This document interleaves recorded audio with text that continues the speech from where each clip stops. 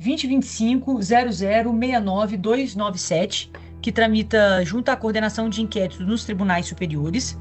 Esse inquérito ele foi instaurado por determinação do ministro Alexandre de Moraes, para que nós pudéssemos apurar a prolatação de uma decisão oriunda do senhor, que, segundo a decisão de janeiro não do é um episódio ministro, isolado. Teria como se fosse o ápice sido feita em desobediência, em desacordo com uma decisão do STF, uma vez que a execução penal O que se pretendia tramita era junto o fim à da Suprema democracia. Corte, e o senhor não teria competência golpe para militar, decidir volta pela progressão de da regime tirania, do apenado volta da ditadura, Antônio a Cláudio Alves supressão Ferreira, dos direitos conforme, políticos. decisão que a Não gente foi um já domingo havia no comentado parque. com o senhor anteriormente, Essas antes de pessoas iniciar a gravação. iam acabar Então, nesse com momento, eu seus vou seguir com as adversários perguntas. O senhor fica à políticos que elas vontade para consideram respondê-las ou inimigos. não. O senhor tem direito de permanecer em Não há silêncio, caso assim o dúvida de que deseje. aqui O senhor está foi sendo assistido um pelo seu prédio em que advogado, o ódio se doutor Sângio. manifestou Então, da qualquer maneira mais intercorrência ou devastadora. interferência que o senhor quiser fazer, fique à vontade, doutor. Fúria Tá? por anos de E a gente vai começar aqui. O senhor atua em qual vara? Eu atuo na execuções penais de Uberlândia. Certo. O senhor confirma que prolatou, né, a decisão que resultou na progressão de regime e a consequente soltura do apenado Antônio Cláudio Alves de Ferreira. Confirmo. Decisão está Certo. assinada por mim. Uhum.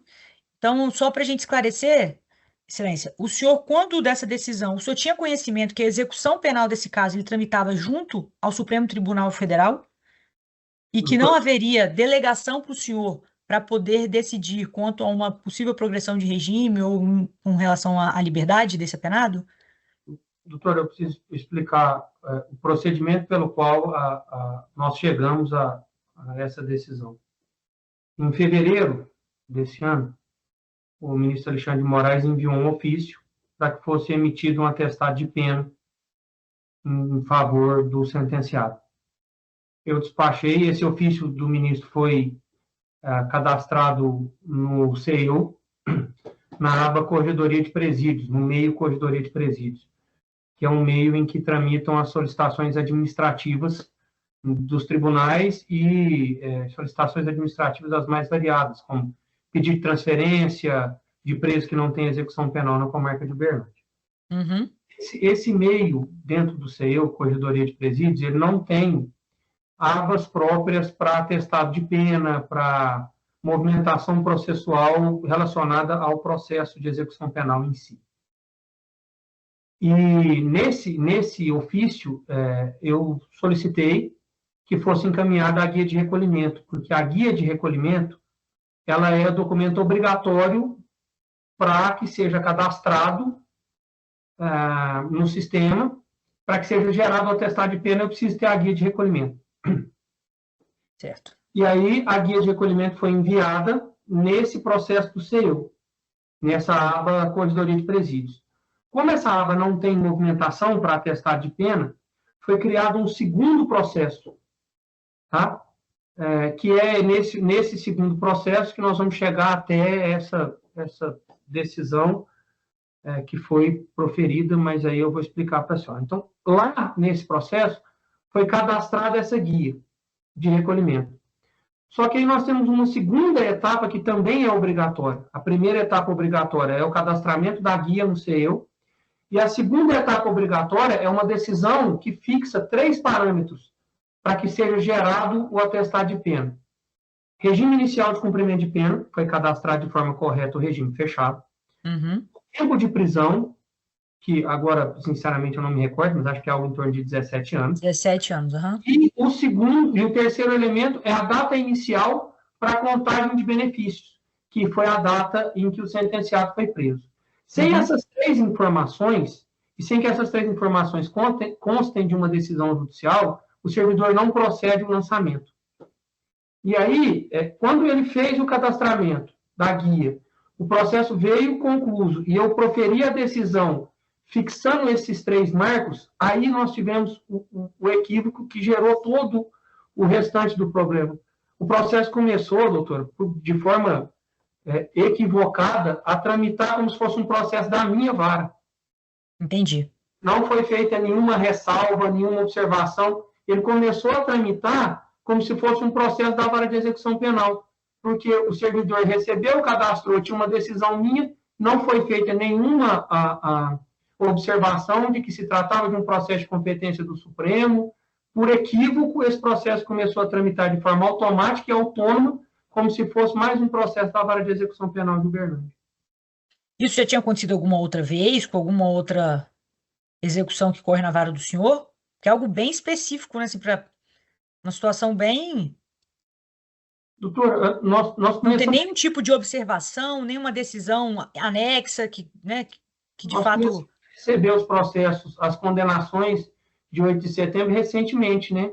Nós temos outros casos lá de acordo de não persecução penal, todos foram cumpridos nos exatos termos das determinações emanadas do Supremo Tribunal Federal. Esse, por equívoco, tramitou como se fosse um processo da Vara de Execução Penal.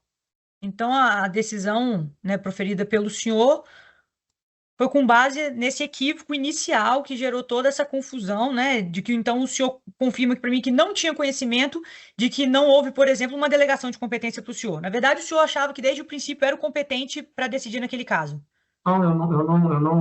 Não foi isso. De acordo com as informações alimentadas no sistema, né? Eu quero dizer. Quando a guia foi cadastrada e eu proferi a primeira decisão, o processo começou a tramitar como se fosse um processo próprio da vara de execução, tanto que o número dele é 0702, que é o número da comarca de Uberlândia.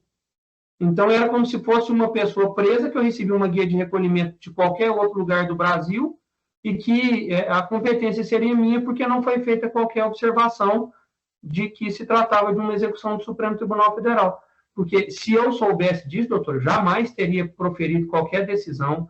Nunca tive intenção de afrontar, de usurpar a competência de quem quer que seja, de Tribunal de Justiça, de Tribunal Superior, respeito todas as instituições.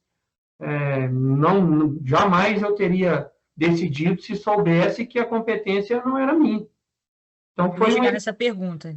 No cadastramento inicial, que o processo ganhou um número da vara de Uberlândia e ele começou a seguir. A prova de que ele seguiu o fluxo normal é que tem decisão minha sobre remissão de pena, tem abertura de vista ao Ministério Público, tem parecer favorável do Ministério Público, que também não se atentou sobre a questão da competência.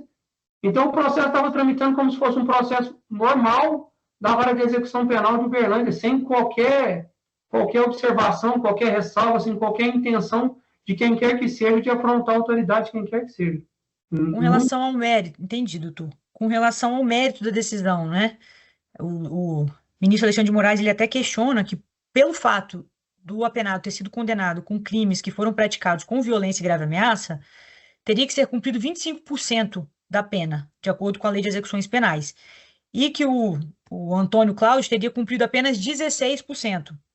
Então, nem no momento da decisão, quando o senhor se deparou com os crimes praticados, o senhor não se atentou que, de fato, não seria um caso de tramitação normal na vara do senhor. Doutor, aí eu tenho que explicar também uma outra questão. Nós temos mais de 10 mil processos tramitando na vara, e quando a gente vai decidir, a gente atenta para o requisito objetivo que o sistema espelha e o requisito subjetivo, que é o atestado carcerário, que a gente solicita no sentido da inexistência de faltas do sentenciado. Então, quando foi feito o cadastramento, o sistema automaticamente gerou a data provável de progressão com base em 16%. Foi o sistema que gerou. Não houve uma decisão minha mandando alterar de